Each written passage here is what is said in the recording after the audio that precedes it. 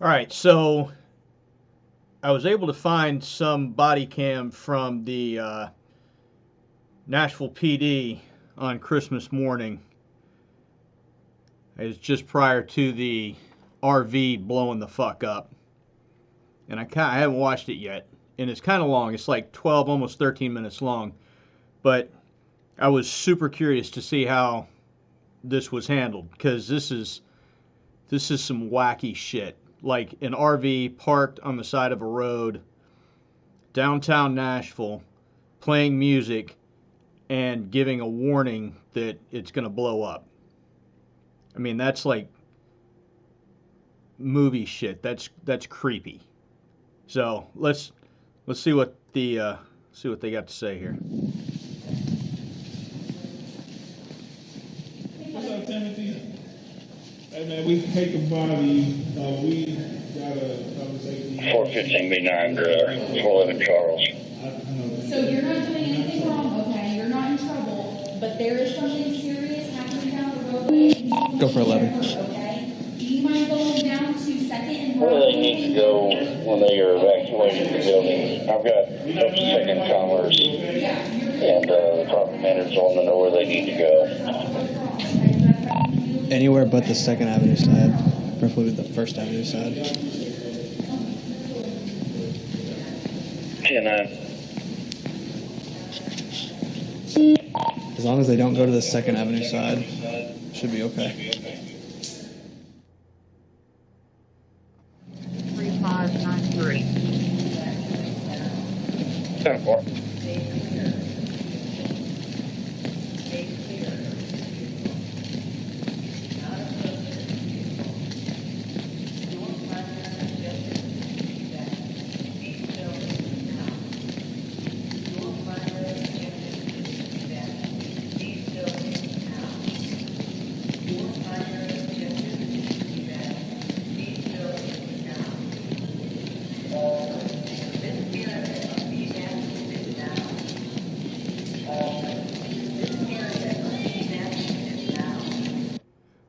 Okay, that's fucking weird, dude.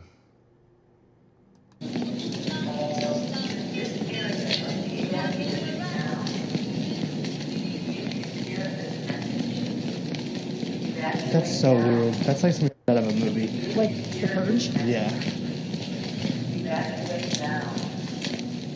Keep watching the videos. Allow it.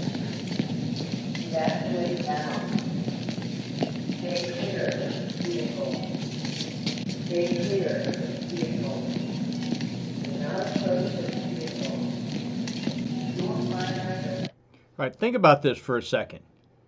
I mean, you're walking your beat, and here's this RV that pulls up, and it's got this creepy ass voice coming out of it saying, "Stay clear of the vehicle, please evacuate now." And you got to, I mean, what's running through your head while you're doing this? Like, is this legit? Is this thing going to blow up? Is it not going to blow up? Am I going to get vaporized? Do I need to get everybody out? And what about the people that refuse? I mean, because it happens all the time. Well, there's a hurricane coming. Well, I'm staying here. Or, you know, there's a mudslide or a fire or whatever kind of natural disaster. And people are like, nah, I ain't leaving. That's their right. That's fine. You got a situation like this. You're going to people saying, look, not for nothing, but there's this creepy RV like clown car thing that's talking to everyone saying that it's going to blow up and to stay clear and that it's a bomb. And I would really appreciate it if you would Mao somewhere else. Now, fuck you, I'm staying here. Okie doke.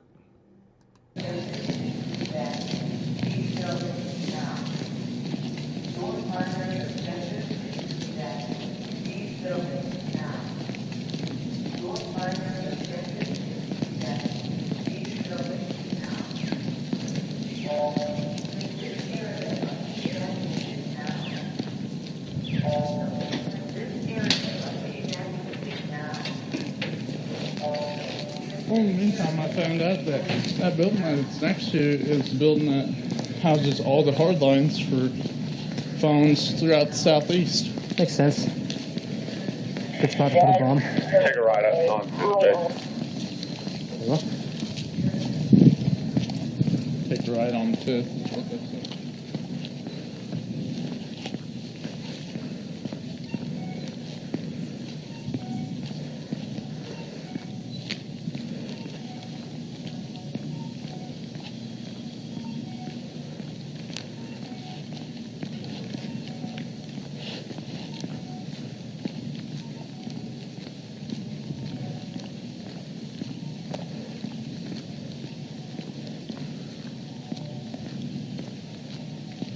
Four 15.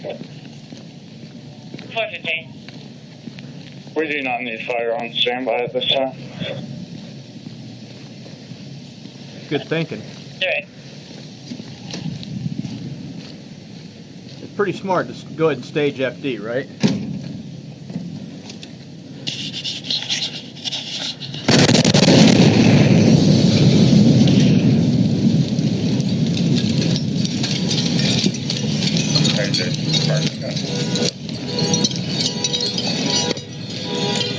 God.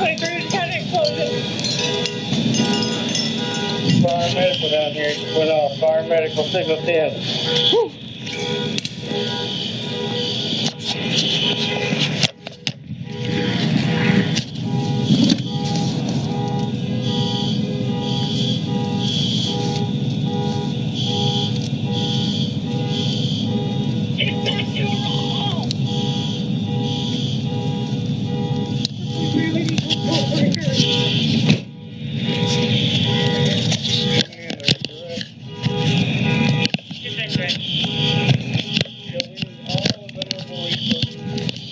Central ASAP. All right, so boom, bomb goes off.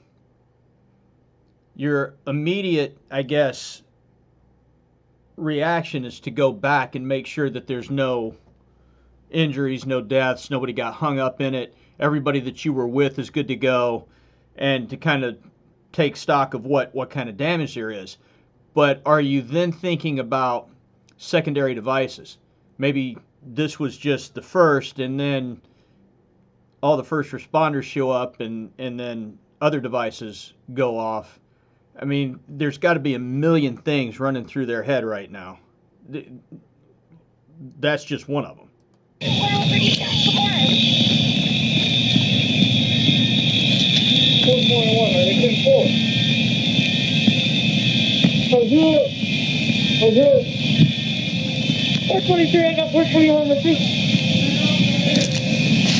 One south there. Command, I need all resources out on this call. Check in with your 10-4 ASAP. I mean, that's a hell of a crime scene to have to perimeter off as well.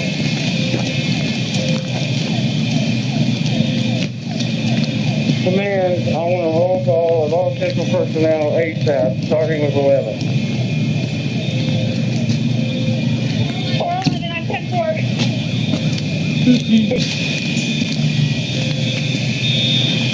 We don't need a...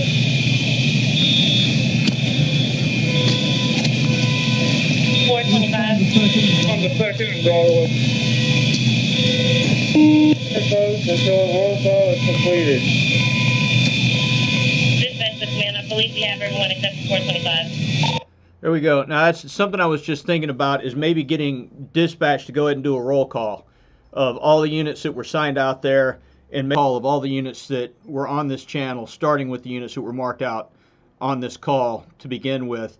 That way, you give the supervisor some kind of accountability. I know that's not, like the first thing running through anybody's mind. It's just a thought that I had while I was watching this.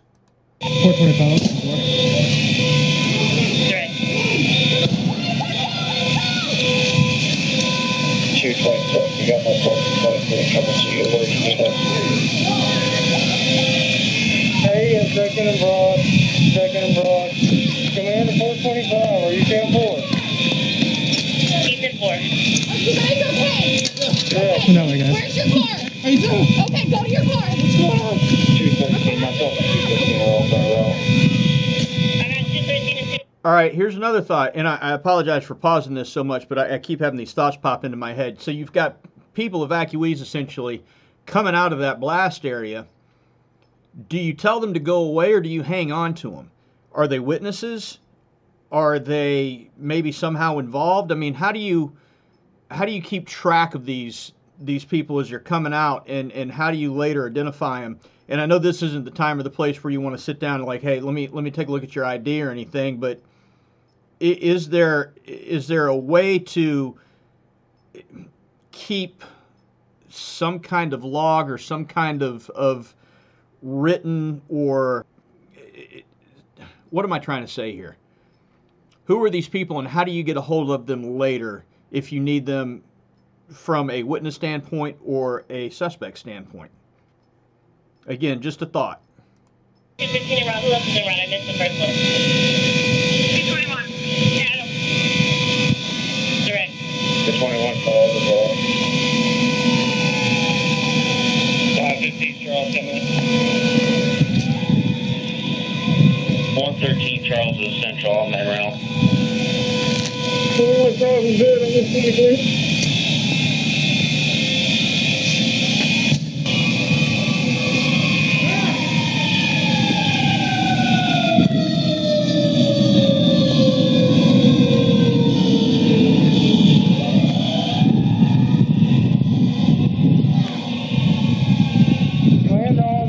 We're here in secondaries. There could be ammunition inside the vehicle. Do not get in the open. Do not get out in the open on 2nd Avenue. 423, you're going to have to 9.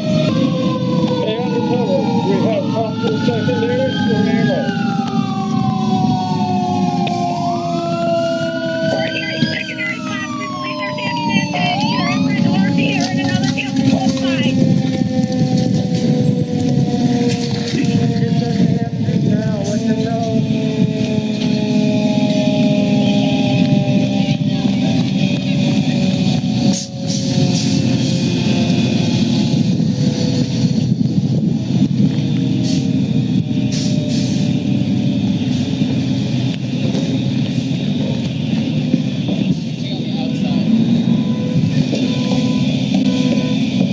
Command, make sure all units are direct. There may be ammo in the vehicle. We don't need anybody going up the 2nd Avenue exposed. You okay? Yeah, I'm good, man. All right, appreciate it. For officer, there's hearing loss in his left ear.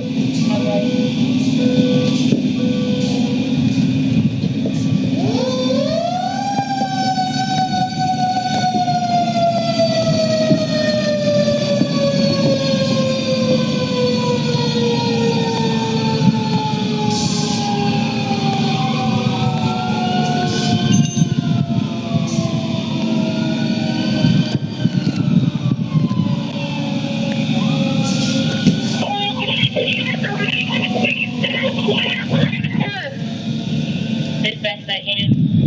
Please repeat.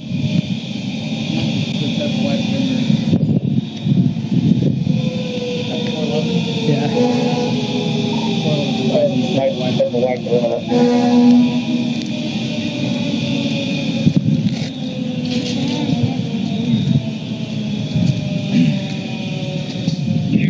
Charles on Central. You have about all the east cars. That's 2nd and Broadway. Where do you need us? 411 at dispatch. If you can start setting up officers, we appreciate it. Is that your car? Yeah. Command. Just get Frank out as far as we can. Get some officers over on 3rd Avenue, blocking off all the secondaries. Over on 1st Avenue. Get it out as far as we can. Get some up on the north side of it on 2nd Avenue here. That's a lot of stuff, or a lot of Hey, y'all area gotta go that that you've way. got to. That way. That's a lot of area that you've got to cordon off, right? You've got, I'm sure, alleys and side streets and different ways of getting in and out of this particular street that you've got to be able to shut down and then have controlled access into and out of, right? That's going to take a lot of effort. And how big do you make this scene, right? Do you make it just that block? Do you go out 2 blocks? Do you go out 3 blocks? I mean, there's a lot. There's a lot to take into consideration here. I mean, this is This is a huge mess. I know I'm oversimplifying it. And then you've got all these people here that have been displaced by this thing. You got to be thinking to yourself, you know, who are they? Where did they come from? Do they live here? You know, were they coming or going? I mean, imagine having to make all these decisions right now and on the spot.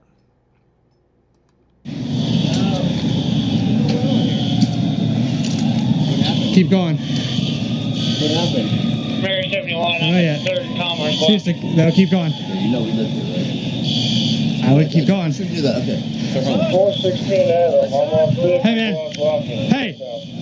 Go that way, man. Sorry, You're good. You just go that way. I'm managing this. Dude, trust me, go that way.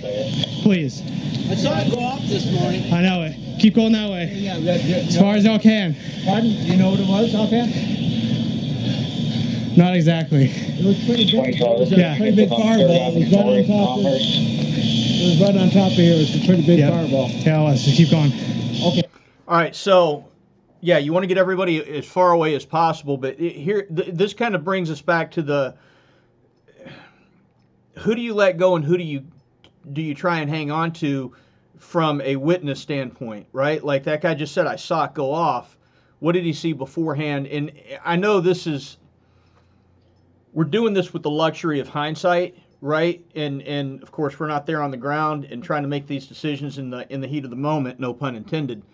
But you know, what do you do in this case as it relates to hanging on to people, or at least getting information, or hey, if you're a witness, man, why don't you go stand over here or stand over here and keep all those people in one place? I don't know. I'm just asking the question because that seems like a pretty significant hurdle to me. That you know, you want to be able to compile as much information as you can, but you don't want to keep these people in a dangerous spot where they might get hurt, but you kind of don't want to let them walk away if they have valuable information. I don't know. I don't know. Okay. I appreciate it, guys. Keep going though. Oh, yeah. 221, I'm at 4th and Church and last shot over here by Printer's Alley. I think I'm outside of it right now, but I'm walking at 4th and Church.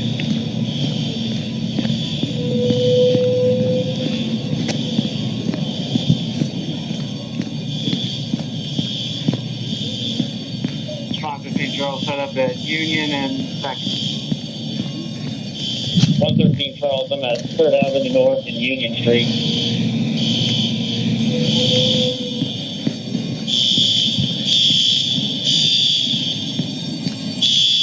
I just close THC. They got resources coming.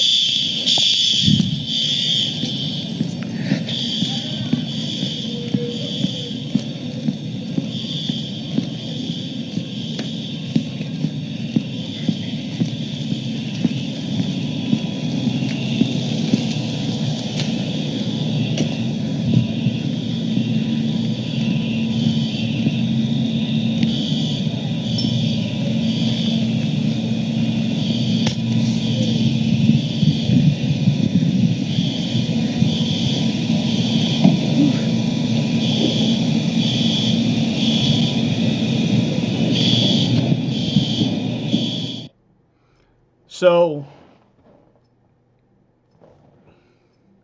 holy shit. I mean, the fact that these officers were down there on the ground within a few yards of this thing, and it's telling you, I mean, think about that for a second. Put that into your head and think about it. Here's a janky-ass, suspicious RV that's telling you itself that it's going to blow up. You've got to nut up and start walking the streets and getting as many people out of harm's way as you can, not knowing when that thing's going to pop off. But you got to do it anyway. So, I mean, what do you say about these officers that, I mean, Jesus. That's I can only assume that they're going to issue each one of these officers a separate patrol car for their testicles, because that's huge. And just to kind of circle back real quick, in these questions I'm asking, they're simply questions because I'm thinking about it. How do you hang on to people that might be good witnesses? How do you hang on to people that might be good suspects? How do you hang on to people that may have some kind of information that could be valuable to the investigation? How big of a crime scene do you make this? I mean, outside of the obvious crime scene, how far back do you set the perimeter? Good call on getting FD staged, at least on the way. Are you thinking about, while you're walking around after this thing goes off, are you thinking, all right, that's just the first of many? Are there secondary set up to catch the responders as they come in? Were there people lying in wait after this thing goes off with with firearms? Is this some kind of coordinated attack? I mean, none of this is out of the realm of possibility. So, are those things running through your mind, and what do you do? How do you prepare yourself for that? I don't know, but at the end of the day, I can't say enough good things. I mean, this is an encapsulation of the job right here. We're going to do whatever it takes to make sure that the members of the community are as safe as we can make them. And if that means that we've got to put ourselves in harm's way to do it, then so be it. That's the job. Hey, good on these folks, man. And a tip of the hat to Nashville PD. Solid job. You guys drop comments in the comment section. Share this if you think it's worth sharing.